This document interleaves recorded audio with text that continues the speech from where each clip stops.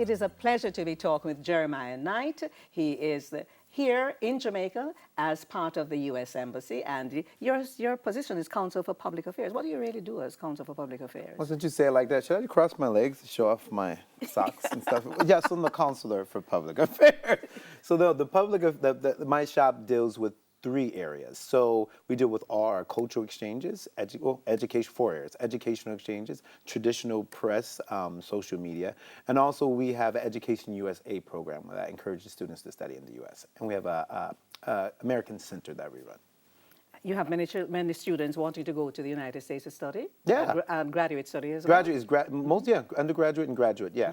So we encourage that. And we have the Fulbright program that we have. I was about to ask you, because Fulbright is very big on the agenda for many Jamaicans wanting to. And we encourage all students to apply. We would like to have as many students that can apply for the Fulbright. That's a plug, I guess, for my program.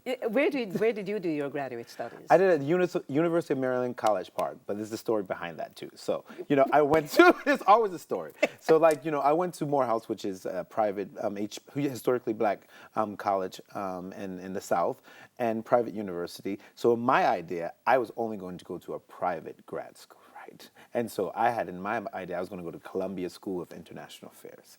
And so I applied to all these universities, and to that one and plus 2 more, and they responded. One said no. And then Columbia told me they wanted me to work a year. And then who welcomed me with open arms was the University of Maryland. And I said, well, this is a public school. I want to go to a private school. But it was the best thing I did. I loved the program. I went to their International Affairs and Public Policy School. It's a small school. You had really one-on-one attention with your teachers. And I was right there in the heart of D.C., so I did my internship at the State Department. Your internship? Yeah. Outside of the United States of America took you to the continent of Africa, am I correct? Yeah, so I did an internship in the private sector with British Petroleum in London, and then my first internship with the State Department was in Tunis, Tunisia. What was that experience like? It was amazing going to the African continent for the first time. I mean, this was I had traveled a bit before that around Europe and the likes, but this was the first time I felt as though like I was completely out of my element, and it was absolutely amazing. You've, in my introduction, I mentioned that you have served in 4 other places, 4 other countries. Would you like to talk very quickly about each and what each brought to you and you brought to them? So, I served in Santiago, Chile. I was in Dominican Republic twice, and I love it because it's like home for me and my family and all that stuff in Dominican Republic. Then I served in South Sudan, and that was right before I came here. And that they were in the middle of, there still are. It was a civil war and some strife there. It was very challenging, the work there, but really rewarding. And I was in Islamabad, Pakistan. And I was there during a very challenging time too. Have you ever had any close calls? Yeah, in Pakistan I actually did. So I remember vividly. During that time I was there was a lot of bombings, and actually some of them started occurring in the capital. And mind you, I actually told a little lie to my family that I was in India because I didn't want them to worry about me. And my grandmother somehow knew that I was going somewhere dangerous. Before I even went to Pakistan, she asked me where I was going. I said, somewhere near India. I didn't say. And she said, you're going somewhere really dangerous, and I don't want you to go there. And throughout my whole year there, she kept calling saying she wanted to come visit Your me. grandma? Yeah, because she had visited me in other countries, and she wanted to come. And I said, no, you can't come visit this country.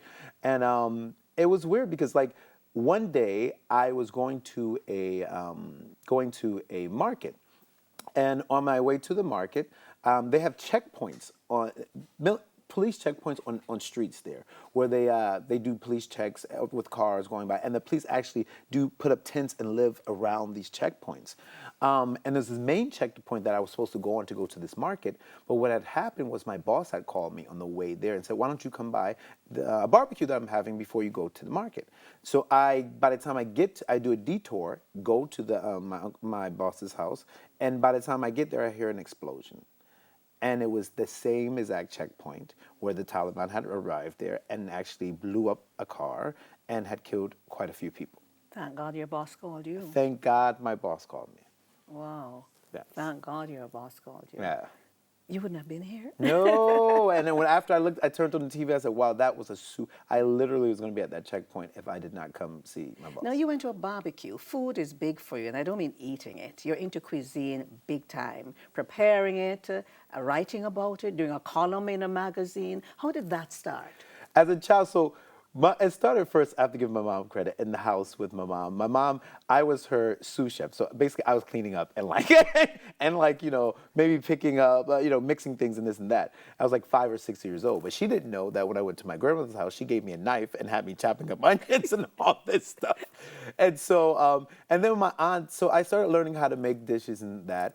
And because I was the youngest in my family, when my mom had to work late, I would cook dinner for my brothers and my father. And my grandmother, the same token, I would be in there and I would, when she went out, she traveled a lot. She was a very independent woman. She would travel with my granddad, but sometimes she didn't. And so when she didn't travel with my granddad, she would want me to go over to the house and make sure that my granddad had stuff to eat. So you started cooking from how early? Oh, from the time I was 10 or 11 years old. I actually really wanted to go to school to be a chef, and my mom and dad wouldn't let me. You can still go now. So my brother's, I'll never forget it, my brother's an artist. He does fine art.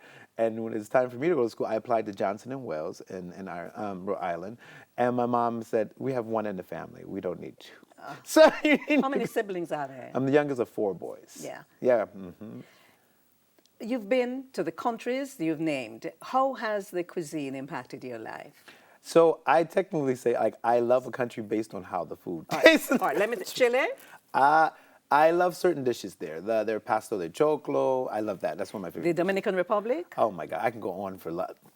Pastel de plátano maduro, pescado con coco. I mean, like, there's lots of dishes I love. And you're doing the Spanish thing to show off. On me, Yeah, because you speak 2 languages Spanish in and addition French. to English. Yeah, Spanish and French. Where did you do that? In high school? So university? French I Where? studied for like 12 years, from high school. I mean, middle school all the way up to high school to university.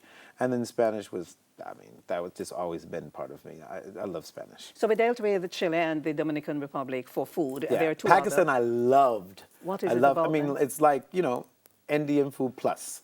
I love the food there. I had the ambassador chef and I became really close. So where's the weirdest story? So the ambassador is having the former prime minister over her house for dinner, and he was a big foodie. And so she was really worried about like impressing him. And so her secretary said, guess what? I go over to Jeremiah's house on Sunday and he cooks really good. So maybe he can work with your chef to prepare this meal. I made a 5 or 6 course meal, like wrote up the recipes and this and that. And from then I had to be the meal planner for all of her VIP visits, apart from my regular work. What's the largest number of persons you've ever cooked for? 1 year for Thanksgiving, about 75. You did that on your own? Yeah. Because the kitchen to me is a place of like peace and happiness, and I enjoy doing it. So like, and my family they've always been entertainers. Like my mom would never cook dinner on Sunday just for us. She would always cook for everyone else. And my grandmother the same thing. Like, and my aunties, they were the same way. They always cooked for all these people. So it's Because you always have to cook to ensure that if somebody pops in, you have never something to know. give them. Yeah. That's a black people thing. Exactly. Yeah. And you just pop up people, and I just popped up at my aunt's house, and then they always had food ready. Jeremiah Knight is my guest. When we come back, we'll be in the final segment. So, will he write a book on food? Maybe. We'll find out when we come back.